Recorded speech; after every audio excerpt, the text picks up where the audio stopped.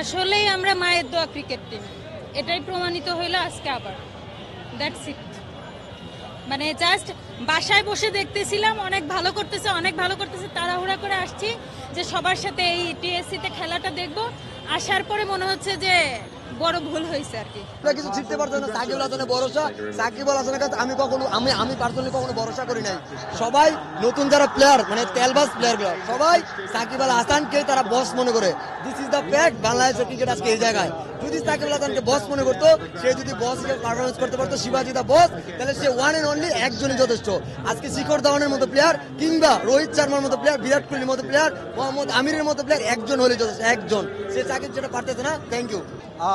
বাংলাদেশকে আমরা সচরাচর যেটা আজকে এবার সাকিব আল হাসান বলেছে যে মায়ের দোয়া ক্রিকেট টিম, আসলে মায়ের দোয়ায় কতটুকু হয় সাকিব নিজেই ব্যর্থতার পরিচয় দিয়েছেন এবং খুবই ফালতু শটে আউট হয়েছেন এবং একাই হৃদয় এবং আগের মতোই মাহমুদুল্লাহ এই দলটাকে টেনে নিয়েছেন এবং আমাদের ওপেনিংয়ে যারা ছিলেন খুবই হতাশ করেছেন।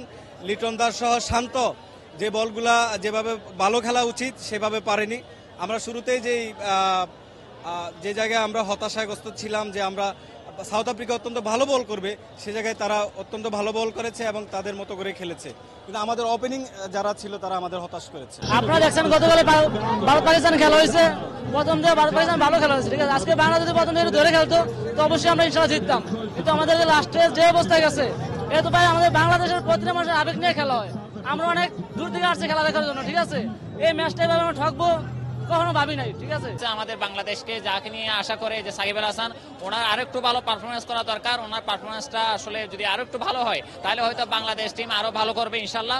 এবং আমাদের মাহমুদুল্লাহর কথা অবশ্যই বলতে হয়, তিনি তার সর্বোচ্চটা শেষ পর্যন্ত চেষ্টা করেছেন বাংলাদেশ দল জয় করার। সর্বোপরি একটা কথাই বলবো, বাংলাদেশের প্রত্যেকটা বোলারের অপ্রসীম চেষ্টার ফলে কিন্তু সাউথ আফ্রিকার মতো এরকম একটা শক্তিশালী দলকে এত অল্প রানে কিন্তু আরো যুক্তরাষ্ট্রের মাটিতে মানে একটা সীমিতের মধ্যে রান রাখা যায়। এর মধ্যে বাংলাদেশ যে ব্যাটিংটা করেছে অত্যন্ত ভালো করেছে। শেষ পর্যন্ত আমাদের দুর্ভাগ্য ছিল, সে কারণে হয়তো আমরা জয়টা নিয়ে আসতে পারিনি।